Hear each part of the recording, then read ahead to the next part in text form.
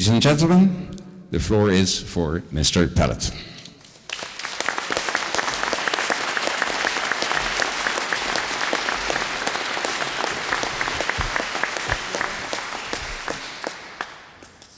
It's a real pleasure to be here in Amsterdam and to speak to you about Palestine.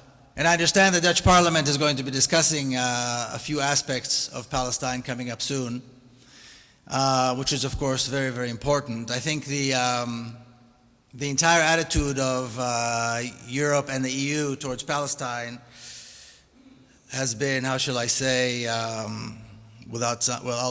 say what I think it is. I think it's the height of hypocrisy. And I understand that they're going to be discussing the issue of the labels, labeling the products from the West Bank, from Israeli settlements in the West Bank, which is very interesting because it just so happens that a few weeks ago I was at a conference in Jerusalem and the EU ambassador to Tel Aviv was there on a panel, and he said, and I quote, "We in the EU welcome the products made in the Israeli settlements in the West Bank. We welcome them. The only reason for the labeling is just for information, because officially it's not recognized as Israel, so people just need to know it's not made in Israel, it's made in a different place. But other than that," he said, "we welcome." So the whole discussion on this issue is complete hypocrisy, because you either accept the occupation or you reject the occupation. And what they're trying to do, I believe, in Europe is to find some kind of a very strange middle ground. And that doesn't work in issues like this. So if they were to do something courageous, which is not likely, but if they were to do something courageous, they would probably opt to completely boycott and ban products that are made in areas that are considered illegal settlements. But I'm getting a little bit ahead of myself. I like to start my talk. And by the way, what I will be talking about tonight is two stories. I'll be talking about my book, The General Son, Journey of an Israeli in Palestine, and what that means, and about the history and the story of Israel and Palestine, and the areas where these two stories converge. That's really my experience. As the book suggests, my father was a general, and that at some point in my life I embarked on a journey, being an Israeli, on a journey into Palestine. Now, if you know anything about it, as I believe most of you do, it's a very small country, so it's a very short journey. The journey for an Israeli to go into Palestine is geographically very short. The journey of an Israeli living in the sphere of the privileged occupier and oppressor into the sphere of the other, the sphere of the occupied, the sphere of the oppressed, the sphere of the terrorist, is mentally emotionally is a very big journey, is a serious journey, and that is the story. Because in Palestine, whether you call it Palestine or Israel, you're never more than a 10-minute drive, sometimes a 10-minute walk. And there's never more than this very short distance between an Israeli town or an Israeli community, a Jewish community, and a Palestinian community. So geographically, it's really not a very big journey.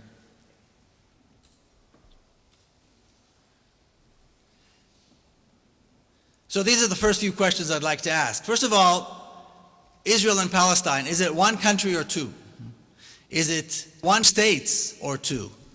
And the reason I ask these questions is because the way people talk about Israel, Palestine, they refer to it as though it's two different places.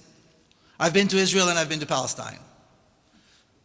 This thing happened in Israel, this thing happened in Palestine. And then of course we know that several European countries have recognized the state of Palestine. And my question is, if there is such a place as Palestine, which is separate from this other place called Israel, where exactly is it? And if there is a Palestinian state, my question is, where is that? Where is this Palestinian state that people have been recognizing, the Europeans have been recognizing? Because I was born and raised there. I spent a great deal of time there. And I've yet to see the state. What exactly are the boundaries of the state of Palestine? What is the capital city? Who are the citizens? These are all questions that are very unclear. But we have this recognition, and we have ambassadors, and there's a president, and so forth, but does it really exist? And my argument is that, of course, it does not exist. Now, two more questions. We know that in Palestine there is what they call a conflict. And the choice of the word conflict is an interesting choice. Can you imagine if during the German occupation, people would have referred to the German occupation as the Dutch-German conflict? And Holland would be referred to as disputed territories, and not an occupation. Of course, this would enrage people. If somebody was to suggest today that what took place here was, that Holland was a disputed territory, and this was just a conflict, then I suspect this person will be thrown out of the room, and rightly so. So the way, the words that we choose to describe what is happening in Palestine are, I think, very important. But we need to understand what is happening there. We need to recognize and be very clear about what the reality is, because eventually we want to see an end to it. We want to see peace, we want to see justice, we want to see people living as normal people should. Now, if we have a situation where we have two countries at war, two states at war, two armies battling each other, then certainly peace talks are the right thing. That's how we bring about peace between countries that are at war. But there have been peace talks going on for several decades and nothing seems to be happening. Well, nothing good seems to be happening, I should say. It's not a status quo, things are getting worse. So perhaps this is not the situation. Perhaps the reality is that it is one country with two people, it is one state governing two people, it is one army that serves one nation against the other.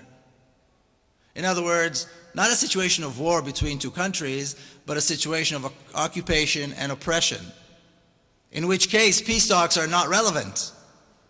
Because when we have a story of occupation and oppression, then the right thing is to engage in resistance.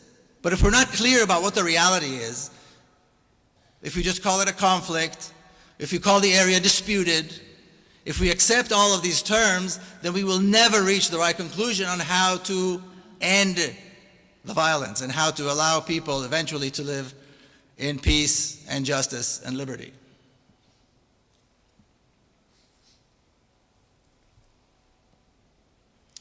Now, it's very interesting how people talk about the history of the conflict. When we have groups of Israelis and Palestinians, dialogue groups, discussion groups, all kinds of camps and so forth, where the two sides come together, and I just know this from my own experience, historically, the Israeli side always insists that we do not talk about the past, that we do not talk about 1948. We need to talk about the present and perhaps the future. And what that does, it creates a reality where there's never any context. So suddenly there are rockets flying out of Gaza. Suddenly Palestinians are stabbing Israelis. Suddenly Israel attacks here or attacks there. Suddenly Israel attacks Lebanon. And without any context, of course, we cannot understand why this is happening. And if we don't understand why this is happening, of course, we can never reach the right conclusion. So I think it's extremely important to put things in context. And one of the things I'm going to try to do tonight is do that, put it in context, so that we see the clear beginning, we can understand where we stand today, and that we can understand where we need to go and be absolutely clear about where it is that we need to go if we want to see an end to the violence. So I think it's fair to say that even though there's a claim out there that the conflict in Palestine has been going on for hundreds of thousands of years, and even though people say it is a very, very complicated and protracted conflict, if we want to pinpoint the reasons there is a conflict in Palestine, then we need to look no farther than racism and colonialism that came from Europe. That is the source of the trouble, of the problem in Palestine. Not only Palestine, but certainly Palestine. And I'm sure that many of you, if not all, have heard of the Balfour Declaration. Now, growing up as an Israeli, you would think that the Balfour Declaration is one of the 10 Commandments. that it came down the mountain with Moses, and that Balfour was some kind of a prophet or a saint. Every city, almost every city in Israel, has a Balfour street or a Balfour plaza. And growing up, you'd think that Balfour was, at least a prophet, maybe a king, a Jewish king. And what is the Balfour Declaration? Lord Balfour, who was the Foreign Secretary of Great Britain, promising a Jewish millionaire by the name of Rothschild, Palestine for the Jewish people. In other words, one white European racist offering another white European racist the country that belongs to somebody else. Neither one of them had anything to do with Palestine. But of course, these were days where it was okay, it was completely acceptable for white Europeans to take the country of non-Europeans and do with it as they will. Of course, this is still going on in many places. So that's the Balfour Declaration. Now, several decades later, we had the United Nations intervene and come up with the partition plan of Palestine. And this is the map they came up with. And today we walked around Amsterdam a little bit and we saw those, what are they called, the bulldog coffee shops? And when we look at this map, when I look at this map, I get a sense that whoever drew the map must have been sitting in one of these coffee shops when they were drawing this map. I don't know how long, if they were around in those days, but certainly something along those lines. First of all, when you look at the map, it's absurd. The boundaries are absurd. There's nothing there that is actually practical. But that's just one aspect of the madness. The other aspect of the madness, which really convinces me that they must have been high or drunk when they drew this map and when they came up with this plan, is the following. In 1947, the entire Jewish community in Palestine numbered about 500,000 people. These were the people who, like my grandparents, came from Eastern Europe to colonize Palestine, to immigrate to Palestine, if you want to call it that. And then my parents' generation, who were born there. First generation Israelis, if you will. That's it. It was a community that had practically just come out off the boat. The native Palestinian Arab community was about 3 times larger. Yet the partition plan, or in the partition plan, they allocate the larger portion of the country to the smaller Jewish community. And the local Palestinian native community was supposed to be satisfied with a smaller portion of the land. And this was somehow supposed to work. Even today people say, it's all the Palestinians' fault, this whole conflict, because they rejected the partition plan. Of course, who would not reject such a mad idea, such a crazy plan? But there is something else about this plan that is important to understand. What emerged the next day are 2 diametrically opposed narratives, 2 histories that are the absolute opposite of each other, cannot be bridged, cannot be brought together.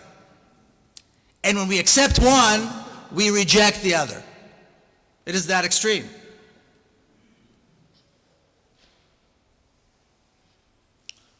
On the one hand, we have a story of revival and heroism. That's the story that I was brought up with, and that's the story that the West has accepted. This is the Zionist narrative. We, the Jews, returned after 2,000 years in exile. We, because we are reasonable people, accepted the partition plan. We were attacked viciously by Arabs. Thankfully, because we are the descendants of King David, and we are the descendants of the Maccabees, we defeated the evil empire, the evil Arabs, and we were able to conquer the land, and for the first time after 2,000 years, establish a homeland for the Jews in their historical biblical country, in their historical biblical homeland. Now tell me if this doesn't sound like a whole new chapter in the Bible, in the Old Testament. It is so romantic. It is so heroic. It is so biblical. It is so messianic. How could it possibly be not true? How do we reject such an amazing story? And that is the story that the West has accepted, and this is the story that as Israelis we are taught. The other story, like I said, doesn't differ in dates or nuance. The other story is a story of ethnic cleansing, occupation, and horrific terrorism. That is the Palestinian narrative. It is a horrifying story. Now, Palestinians have been saying this from the very beginning, but of course, nobody believes the Palestinians because we can't believe Arabs. About 20 years ago, several Israeli historians, the chief of whom is Ilan Pappé,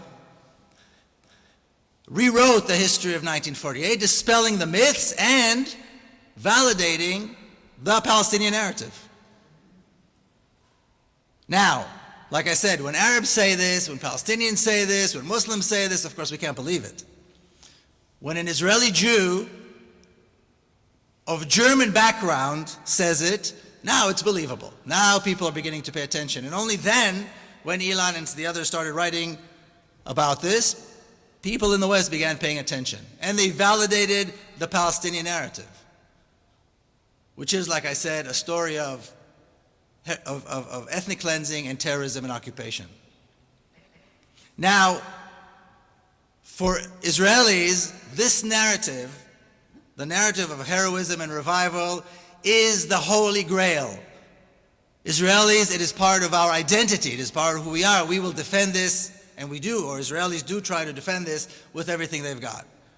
It's a crucial element. It's a crucial part of Israelis' identity, of the identity of Israel and Israelis. And unless we understand these two narratives and how important they are, we will never understand the conflict. We will never understand what is happening in Palestine. Now, I'll tell you how I came to learn that there's something wrong with the Israeli narrative. And there's a story that I mentioned in the book. It's about my mother. And this is a picture of my mother when she was young. Now, she was born and raised in Jerusalem. She still lives in Jerusalem. She'll be 90 this year. Here she's about 22. And the story that she told me, and I don't really know why she told me the story so many times, but she repeated the story many times as I was growing up. And it's the story of her experience being in Jerusalem in 1948 when it wasn't an Israeli army yet, it was the Jewish militia, came in and conquered and took the Jewish neighborhood in Jerusalem. Now, I'm not talking about the old city of Jerusalem. I'm talking about the western side of Jerusalem, which later on became Israel. So these were very wealthy, very well-to-do, very prominent Jerusalemite Palestinians, very wealthy. And the Jewish militia came, they took the houses, they took the neighborhood, and they forced the Palestinians to leave. And these homes, these very beautiful, very distinct Arab homes, were offered and given to Israeli families. And my mother was offered one of these homes. And the way she tells the story today, and we still talk about it, is just as passionate as she ever told it when I was a child. And she says simply, how can I possibly take the home of another mother? How can I take the home, move into the home of another family, which now lives in exile somewhere? And then she would describe the looting, the soldiers filling up their trucks with loot, with furniture and rugs and rare books and whatnot. And she talks about it, like I said, even today we still talk about this, with such great pain and with such great shame, saying, how could we have possibly done this? How wrong it was for us to do this, us as Israelis.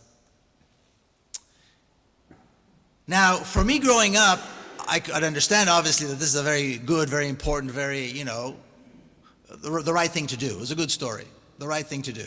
She made the right choice. But on the other hand, there was something that was very troubling for me when she told the story. And I couldn't really understand, I couldn't really reconcile why the story was bothering me until I was actually working on the book as an adult. And of course, what I realized was that her personal story was contradicting the national narrative.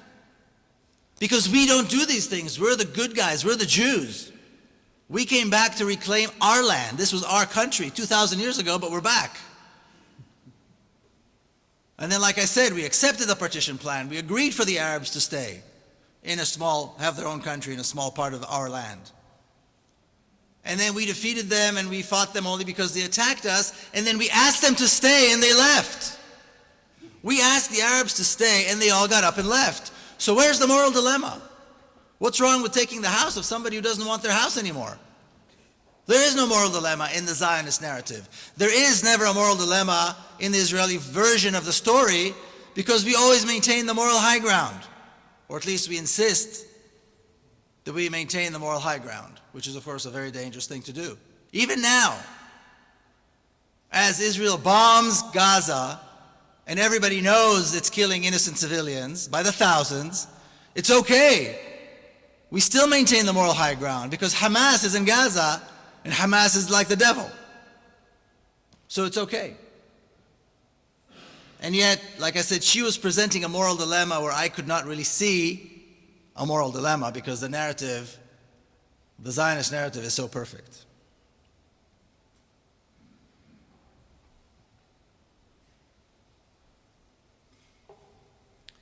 Now, we very often hear the claim that there was no Palestine. There are no Palestinians. You heard the latest claim by this particular genius in the Israeli Knesset who said that there can't possibly be a Palestine because there's no P in the Arab language. Did you hear that one? She said it in the Knesset.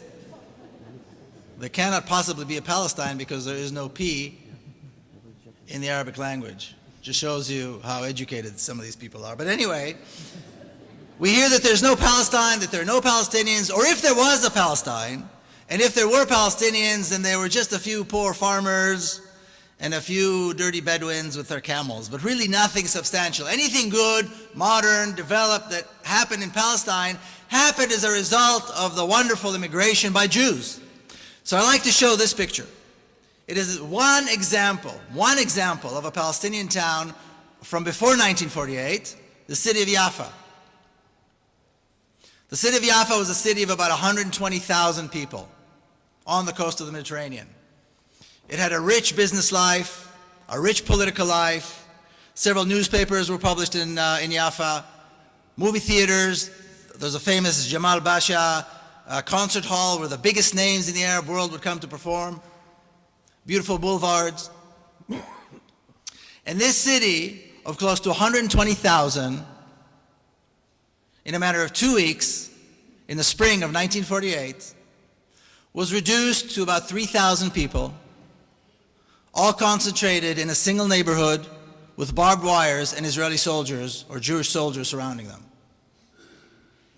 And today, almost exactly on the ashes or the ruins of the city of Jaffa, we have the modern Israeli city of Tel Aviv, which, by the way, calls itself Tel Aviv Yafo, as though there is some kind of an extension to some glorious past. And there still is a Palestinian community in Jaffa. They're neglected, they're subjected to racist laws, and they're subjected to constant harassment by the Israeli secret police, even though they're Israeli citizens.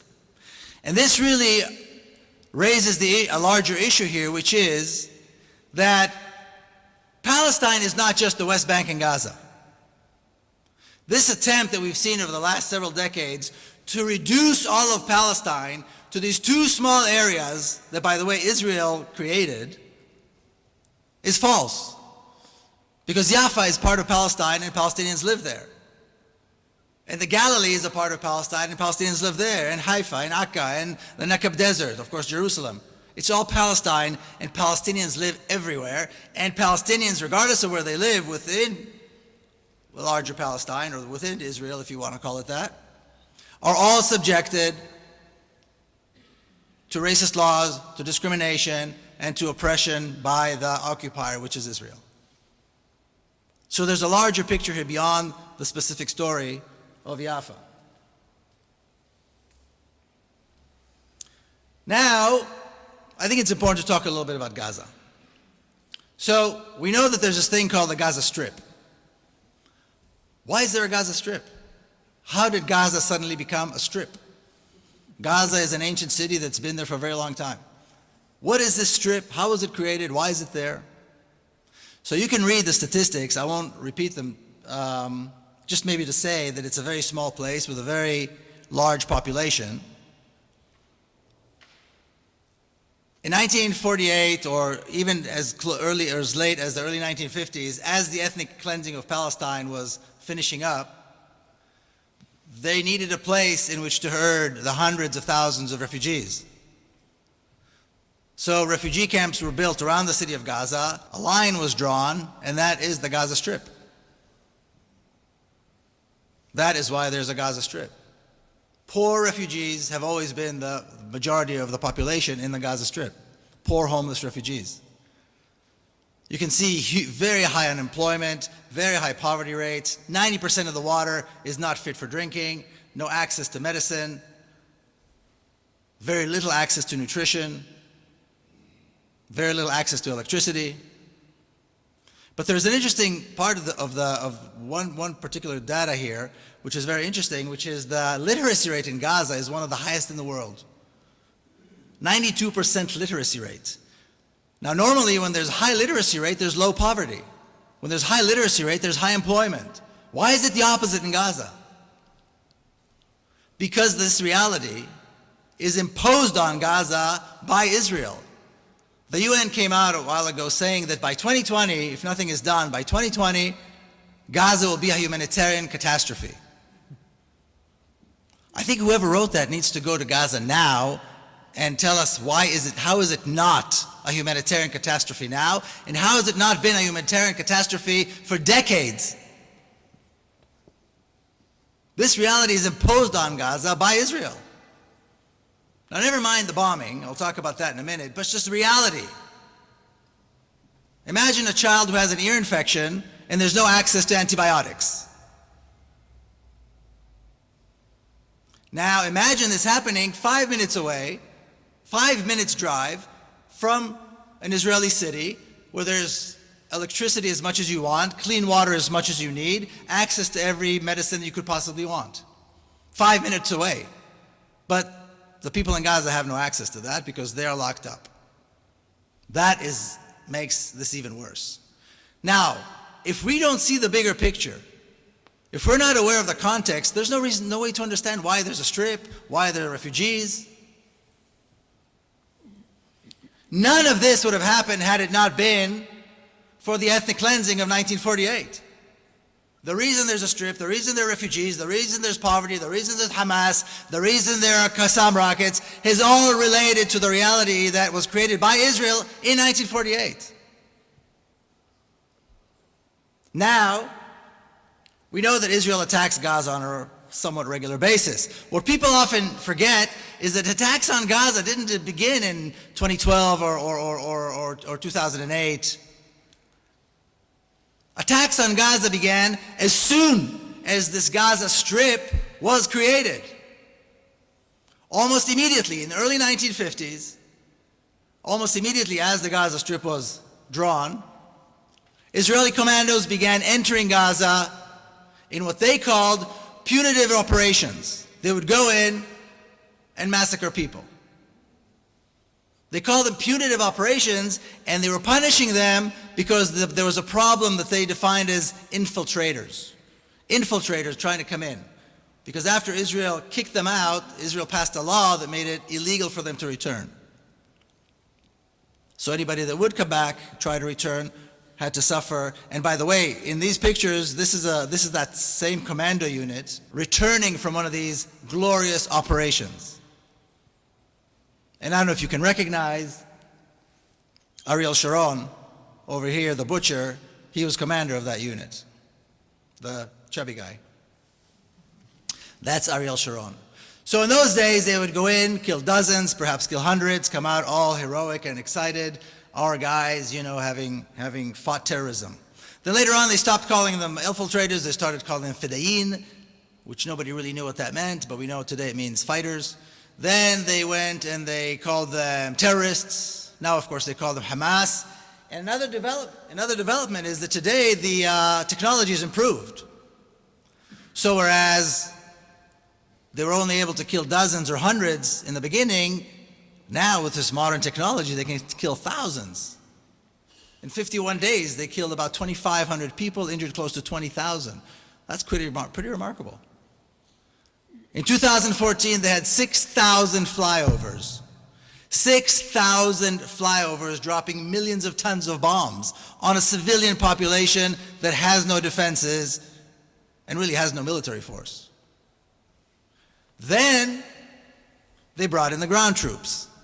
And we were there at the time. We drove down to the border of the Gaza Strip, and there's one point in the south which is where the ground forces enter. And as you approach, you see these fields with a very strange shade of green. And as you come closer, you see these are tanks, hundreds and hundreds of tanks. You would think Rommel is back. What do they need all these tanks for? What do they need all these troops for? And then, of course, the United Nations brings in a commission to find out if war crimes were committed. Because just the fact that millions of tons of bombs were dropped on innocent civilians is not enough proof. They need to go in and they come out and they say, yes, there were abuses on both sides. That's their conclusion. And of course, I'm going to spare you what the results in human catastrophe, but this is what it looks like. I took a couple of those pictures myself when I was in Gaza. And the one question that doesn't seem to be asked is why. As Israel is pounding Gaza and murdering innocent civilians in broad daylight in front of all of our eyes, as we go on about life normally, as even Israelis go about life completely normally, because we were there, life went on completely unhindered, nobody asks why. Everybody accepts this absurd idea, this absurd claim that Israel is acting in self-defense. Self-defense. There's never been a tank in Gaza. There's never been a warplane in Gaza. There's never been a military force in Gaza. Self-defense against what? What's self-defense? But everybody accepts it. Every politician in Europe, in the United States, every news broadcaster, every journalist, self-defense. As though Israel has some kind of a magic spell over everybody's brains and nobody's able to understand. There's no self-defense here because there's no threat on the other side. There's never been a threat to Israel from Gaza. Anybody who knows anything about this issue knows. Whether they admit it or not is something else. Whether they're being honest about it is something else. But knows for sure there has never been a military threat, much less an existential threat to Israel from Gaza. It is complete nonsense to say otherwise. Yet everybody repeats self-defense because Israel says it's self-defense. So why? Why is it that for nearly 7 decades the state of Israel is pounding Gaza, murdering civilians, and why is it getting away with it? Why is nobody saying anything? How do they get away with this?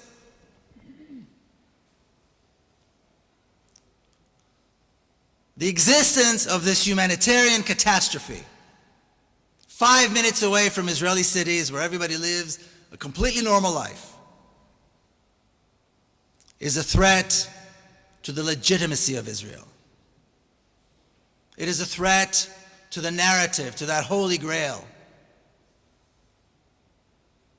That is the problem. Israel has only 2 choices. It has to do something about Gaza.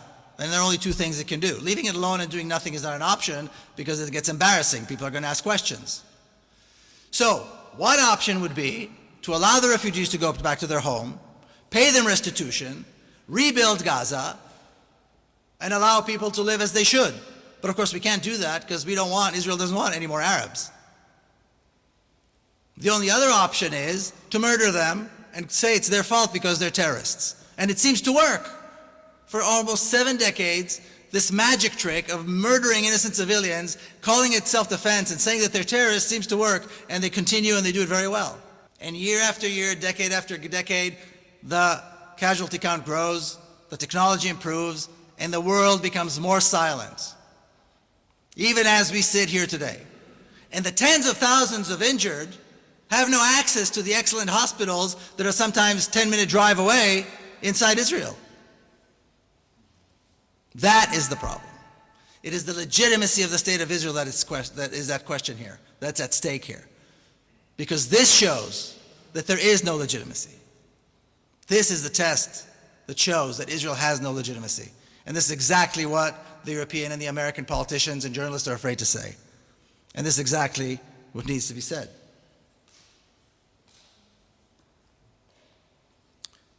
So a few years ago, I tried to get into Gaza myself. I tried several times. As an Israeli, I can't go through Israel because Israeli law prohibits that. So I tried to go through Egypt. But, of course, Egyptian policy towards Gaza is the same as Israeli. I mean, they're complicit, they're collaborators. And so I couldn't go in through Egypt as well because the border is closed. And then at one point, somebody wrote me a message, a friend wrote me a message and asked me if I would consider coming into Gaza through the subway. And I thought, yes, of course, why not? How could I possibly refuse?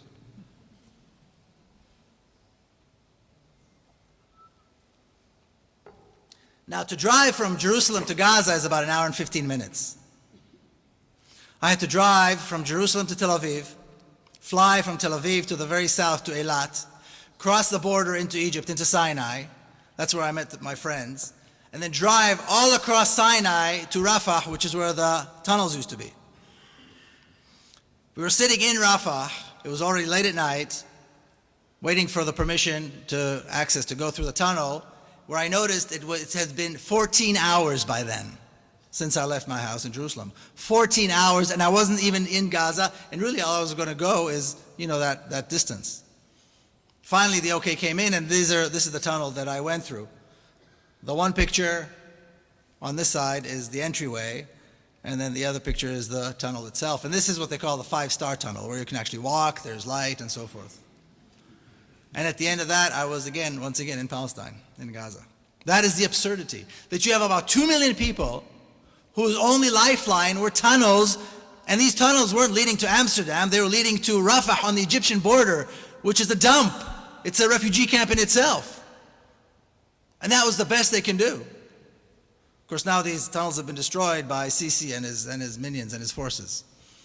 But imagine this reality where nearly 2 million people, in order to access food and water and medicine and anything else we need, had to go through tunnels. And the border is only maybe 7 kilometers wide, and there were hundreds of tunnels there. That is a reality which is absolutely unacceptable, inexcusable, and unjustifiable. But the reality for Palestinians is severe everywhere, not only in Gaza. This is Jerusalem. Heavy military presence. Palestinians, young Palestinians being stopped and held and searched all the time, every day, everywhere you go. And shot. In this picture, we went to visit this young boy. He's 13 years old at a hospital. This is an Israeli hospital, Hadassah. And until the morning that we went to visit him in the evening, until that morning, he was handcuffed to the bed. Now, besides the absurd idea that you handcuff a 13-year-old to the bed, his leg was destroyed because Israeli soldiers shot his leg so many times and so severely that it had to be amputated. So he couldn't escape even if he wanted to because he couldn't walk. 13-year-old, and what do they call him? A child terrorist. And now they talk about this new thing called a child terrorist. And the Israeli TV went and did a special documentary about how did these child terrorists happen. These sick, absurd ideas they come up with. A 13-year-old terrorist. But this is the reality. And this is just one story, one case that we happen to see and that we happen to visit. If you've been to Hebron, if you've driven the road, Route 60 to Hebron, you know there's a very big intersection called the Etzion Junction. And the Etzion Junction is an intersection of some of the most rabid, radical, violent Israeli settlers and many Palestinian towns and cities that lead to Hebron. It's the southern part of the West Bank. Now, there have always been problems in that intersection, and there's always been a very heavy military presence in that intersection. Now they have snipers. At about 10 or 12 points around this intersection, they have snipers. Just like this, their eye on the sight, their finger on the trigger, sitting just like that, all over the place, waiting to just squeeze the trigger. That's all they have to do. And they don't aim at someone who looks like me. This is the reality. And this is one of the reasons why so many Palestinians are being killed. Hundreds and hundreds only since last October. And injured. A major intersection with not only military presence, but snipers. And then in Hebron itself, you have a reality where settlers are breathing down the necks of Palestinians trying to get their homes. Every time they do get a home, they get military presence guarding the settlers. And of course, the prize that they hope to win one day is this beautiful old city of Hebron, particularly from this particular angle, from Tel Rumida. It's a beautiful, beautiful old city. And this is the prize. This is what they're trying to win. House by house, and killing one Palestinian at a time.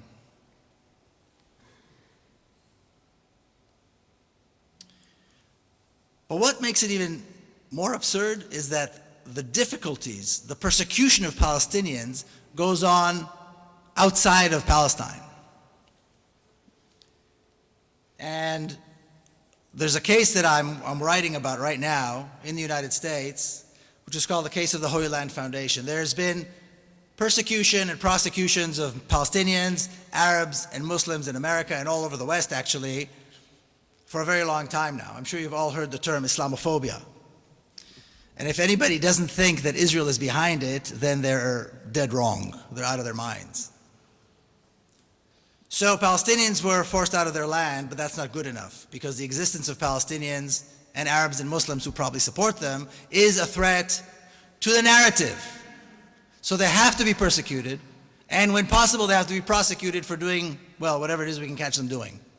The case of the Holy Land Foundation is a foundational case. The Holy Land Foundation in the United States was the largest Muslim charity in America, and it was run by Palestinians. Their focus was Palestine, but they offered relief after 9/11, after the Oklahoma City bombings, in floods and earthquakes, not only in the US, but all around the world, in Turkey and other places. And of course, tremendous relief they were able to offer in Palestine, helping the poorest of the poor. And throughout the 1990s, the ADL, the Anti-Defamation League, you may have heard of them, they're a racist, fascist organization that pretends to be a human rights organization or a civil rights organization, began poisoning the atmosphere against the Holy Land Foundation, saying that their tax-exempt status needs to be taken away, that they were supporting terrorists, that they're Hamas people, and so forth. Right after 9/11, a couple of months after 9/11, George Bush finally announced that the Holy Land Foundation will be closed, their assets seized, because they are a major terrorist funding network. About 8 years later and 2 trials later, 5 men were imprisoned. And I've been speaking to their lawyers, and I've never seen lawyers cry as much as the lawyers who represent these men. The frustration, where the defense case is so strong, the prosecution case is so weak, yet the prosecution wins time and time, appeal after appeal after appeal. And to quote from one of the lawyers, he says, the entire judicial system has been taken hostage. The Constitution, government regulations, laws of the land have been suspended, largely as a result of pressure from Israel, the post-9/11 hysteria, and the cowardice of the judiciary. 5 men, Abdulrahman Odeh, 15 years,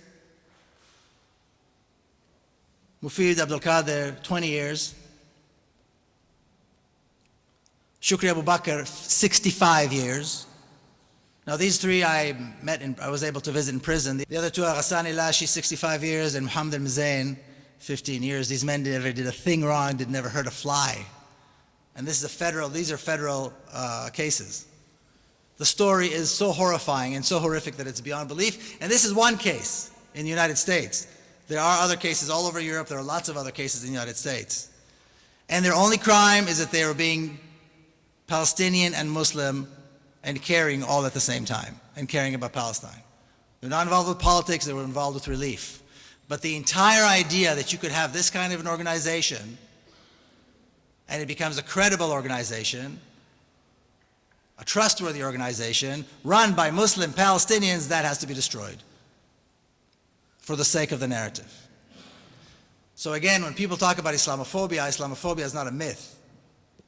The largest portion of hate crime cases, certainly in the United States, are not anti-Semitism. They're Islamophobia. And I suspect this happens here as well. Now we're going to go back to Palestine for a little bit, and I think this is a very, very important map.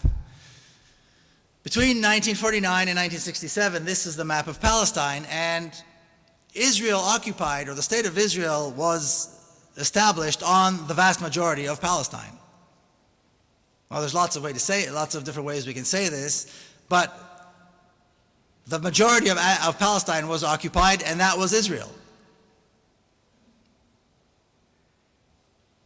And when Israel occupied Palestine initially in 1948, Israel chose to leave the Gaza Strip and the West Bank out of the boundaries of Israel.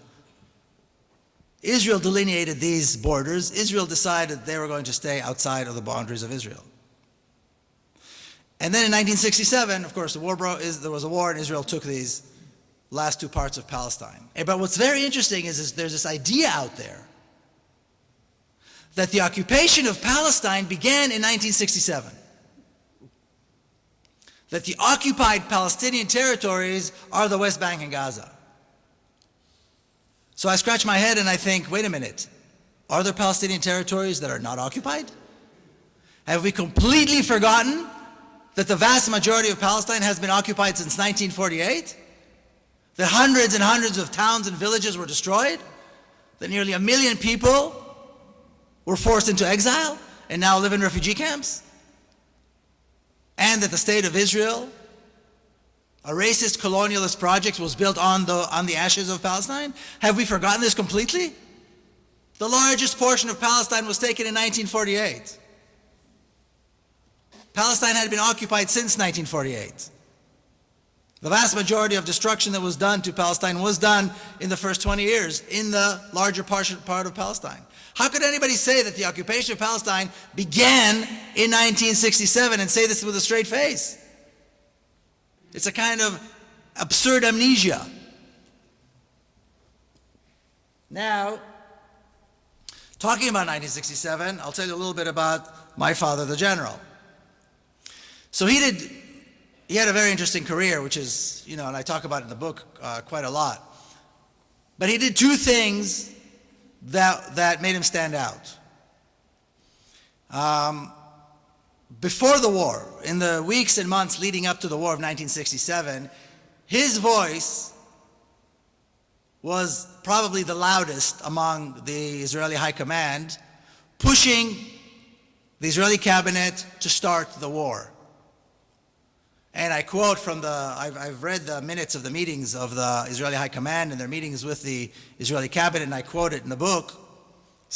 Really remarkable stuff, very interesting stuff. But he talks to the cabinet and he demands, he's not the only one, but he's probably the most fierce, demanding that the Israeli army be permitted to start the war.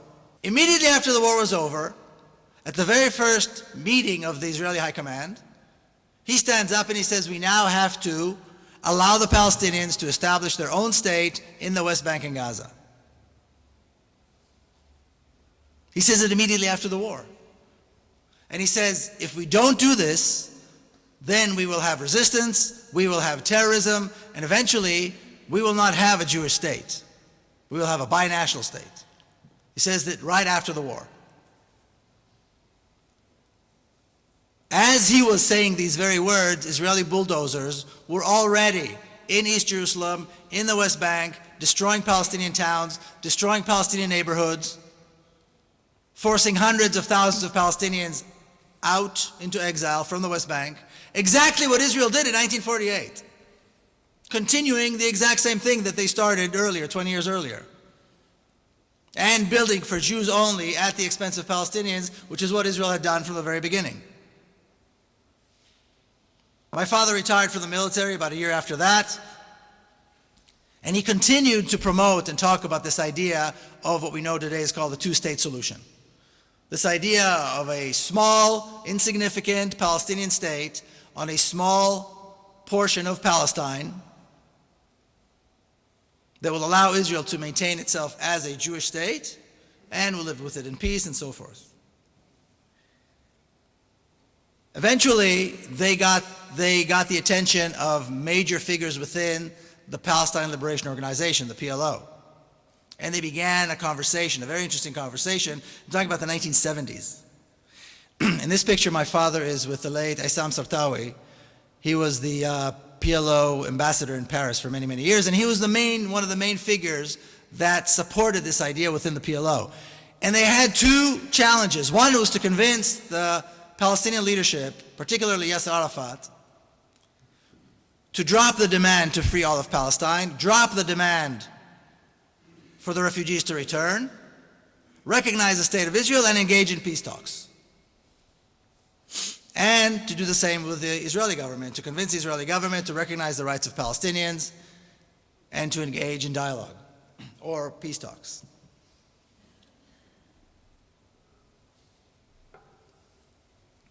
We know that eventually they were successful. 1988, Yasser Arafat did exactly that. Early 1990s, we have the peace talks. We also have the Oslo Peace Accord. And there were a few moments there where many people, I would say, dare to say even most people, had some hope that perhaps this was really leading to something. Soviet Union had fallen, apartheid in South Africa had fallen, it was time for Palestine. It made sense. And it wasn't very long before it was clear that this promise was no promise, but a recipe for catastrophe, a recipe for disaster. And when people today say the Oslo peace process failed, I disagree. I have to argue with that. The Oslo process was a tremendous success. It did exactly what it was supposed to do. Create fragmentation among the Palestinians, strengthen the Israeli control over the land, the people, and the resources, and make life for Palestinians worse than it's ever been. And that's exactly what happened. And eventually, many of the people who thought Oslo was going to be a good thing, including my father, recognized and stated that Oslo had nothing to do with peace. My father died in 1995. The last article he wrote was a requiem to Oslo, saying that Rabin never wanted peace, the Israeli government was not interested in peace. And this was when Rabin was getting the Nobel Peace Prize. Now there's this picture that I think tells it all. This is the picture of the main figures, the main characters marching down the White House to the signing of the Oslo peace process, the Oslo peace accords. And take a look at the picture. On the one hand, we have Hosni Mubarak, the Egyptian president. On the other end, we have King Hussein of Jordan, two vicious dictators that nobody ever elected, but they are moderate Arabs because they are bribable Arabs, so we like them. And they were bribed to the tune of many billions of dollars to make peace with Israel and support this process. Representing Israel was Yitzhak Rabin, who was a major war criminal. He should have been dragged here to The Hague for his crimes, and instead he was taken to and given a Nobel Peace Prize somewhere else, which is a disgrace. And the whole team, this whole group, is being led by an American president. And no American can be president unless they support Israel and support Israeli interests 120%. Just by looking at this picture, it is absolutely clear nothing good could come out for the Palestinians. Eventually they succeeded. They brought Arafat back to Palestine. They created and then destroyed the Palestinian Authority, and eventually they killed Arafat too, which I think they had wanted to do from the very beginning. To sum up what happened in 1967, we need to come to terms with the fact that it wasn't the beginning of the occupation. 1967 was the completion of the occupation of Palestine. And Israeli generals and Israeli politicians said it themselves. It was finishing the job. They called it finishing the job. Taking the West Bank and the rest of it. Finishing the job of 1948, completing the conquest of the land of Israel. And in doing so, they finalized the creation of a single state over all of Palestine with exclusive rights for Jewish people. They choose to call it a Jewish state, which I think is a little strange because the majority of the people who live there are not Jewish, and the majority of Jewish people do not live there. So why exactly it is a Jewish state, I'm not sure. They certainly don't live by any Jewish values that I know. But they call it the Jewish state. The only thing they do is, which makes it kind of Jewish, I suppose, is they offer exclusive rights to Jewish people, and in doing all of that, they wiped, at least in their own mind, erased Palestine off the map for good. It is all Israel. If you look at maps in school books, weather maps, nature maps, political maps, you name it, it's all Israel. Rarely do they ever show a single Palestinian city within these maps. Now, if there's one thing Palestinians are not permitted to do is resist. Palestinians are permitted to be victims, and they're permitted to be terrorists. But they're not permitted to resist. When it's armed resistance, then of course that's terrible. If it's unarmed resistance, then it's anti-Semitism, and that's terrible too. Palestinians need to sit quietly and behave well until one morning Israelis might wake up in a good mood and allow them a state, or allow them some rights, or allow them a little bit of water. And that's the end of the story.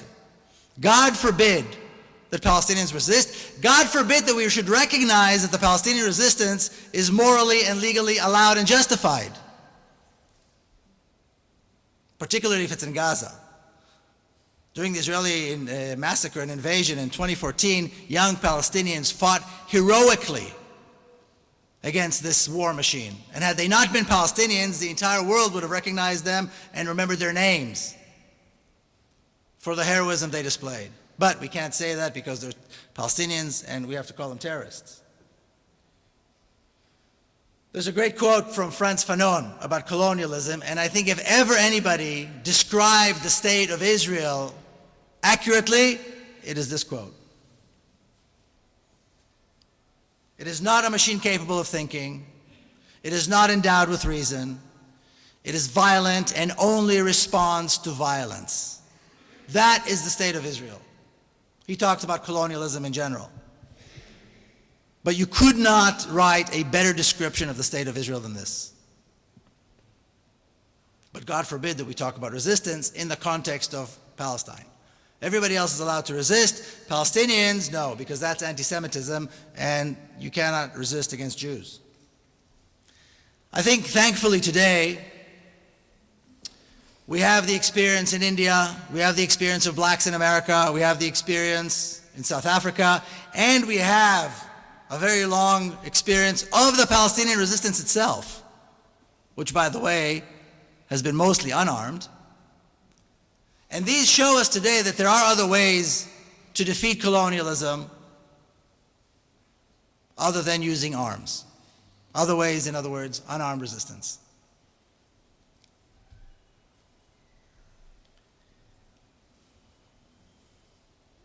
And you ready for the third one? This is how we deal with colonialism today.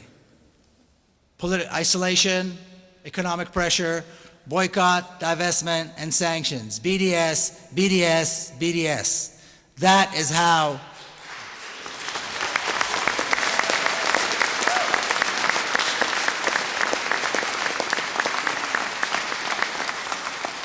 That is how it needs to be done. That is how it's done. It is morally the right thing to do.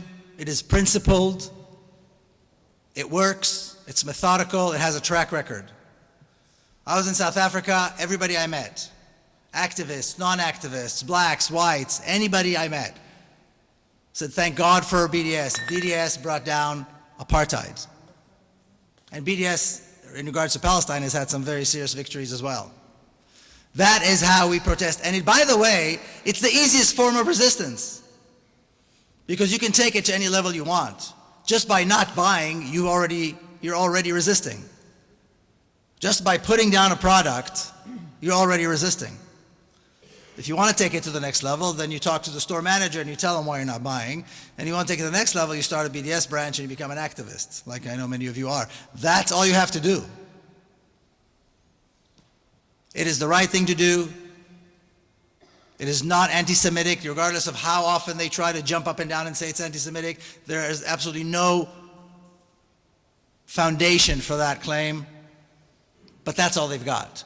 So in Britain, they came up with this nonsense of anti-Semitism, and the Labour Party started apologizing and suspending people. God forbid that the Jews would get angry. But why is it okay to have sanctions against Iran and have sanctions against Russia, but not have sanctions against Israel? How is it different? What, Jews get to walk away with murder and that's it forever? Why is it okay? The only reason the claim of anti-Semitism exists is because they have nothing else to say. It's like children. They have nothing else to say, though they start calling each other names. And the most important thing that we can do is completely ignore these arguments. Not get into an argument, yes anti-Semitic, no anti-Semitic, yes anti-Semitic, no anti-Semitic. Who cares? They want to talk about anti-Semitism? Fine. We talk about murdering children in Gaza. We talk about the fact that the majority of the population, which are Palestinians today in Palestine, are allocated 3% of the water. We talk about thousands of political prisoners. We talk about human rights abuses, and we talk about racist laws. They want to talk about anti-Semitism. They can do it all day long. It is irrelevant and has no foundation.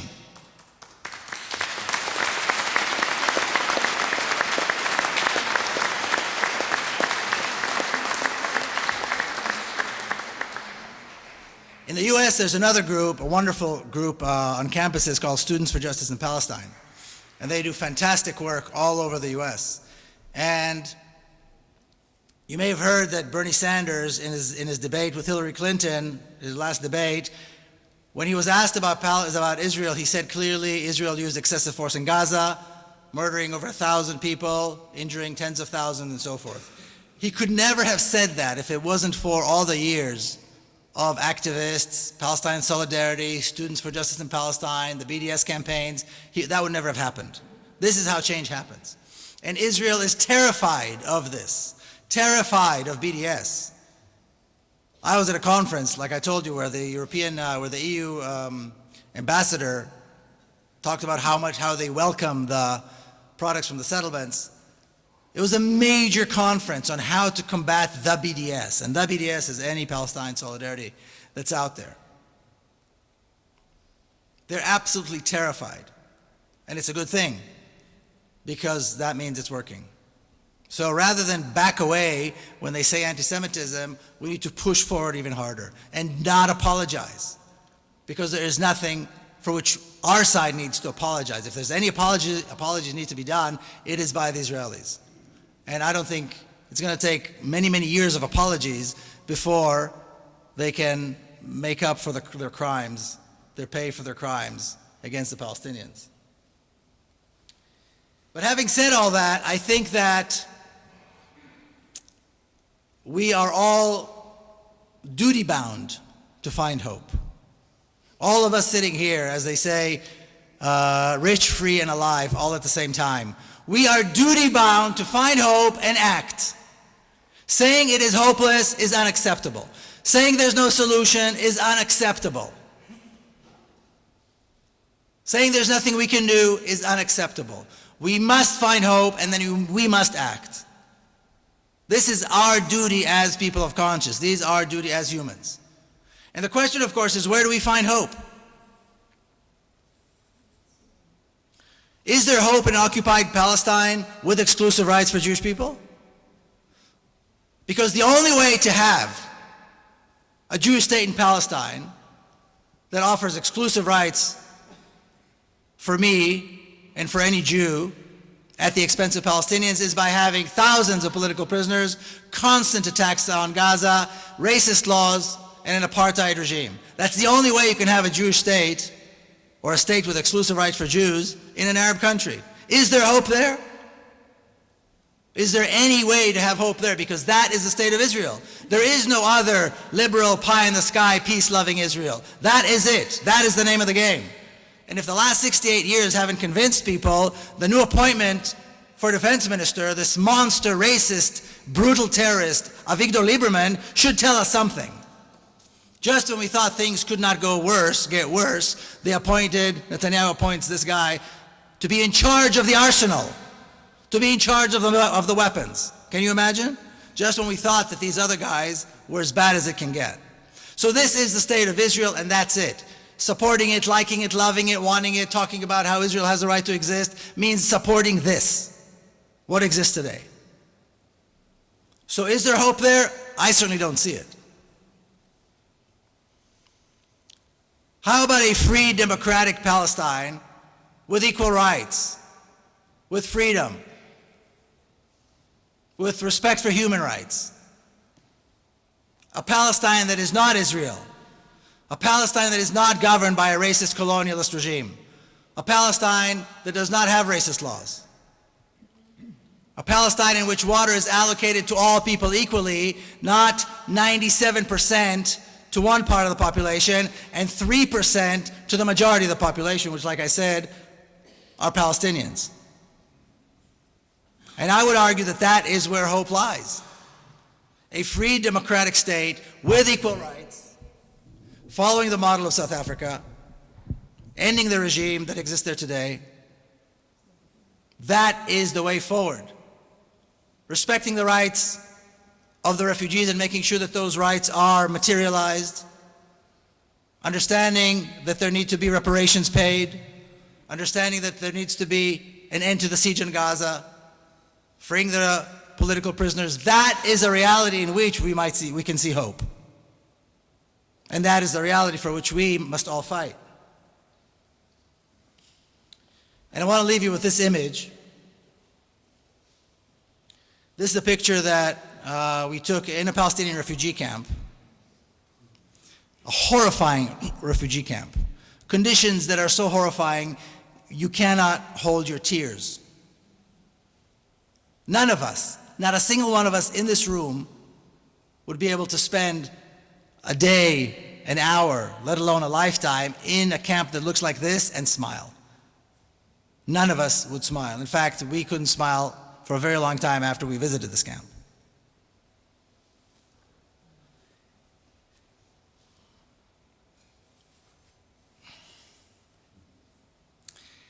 And I want to talk a little bit about, or end with, this idea of what is a free Palestine.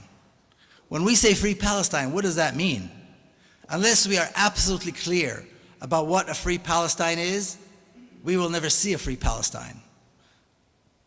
A free Palestine means from the river to the sea. It means from the Galilee to the Nakab Desert. It means Jerusalem, it means Jaffa, it means Haifa, it means Akka, it means every place in between, Bisab'a, all of Palestine. Free from occupation, free from colonialism, free from the brutality of the military and the secret police, free from political prisoners, thousands of them. And this Palestine is not a dream. This Palestine must be a reality, and it can be a reality. And if we do our job, this free Palestine will be a reality, and much sooner than most people think. Thank you all very much.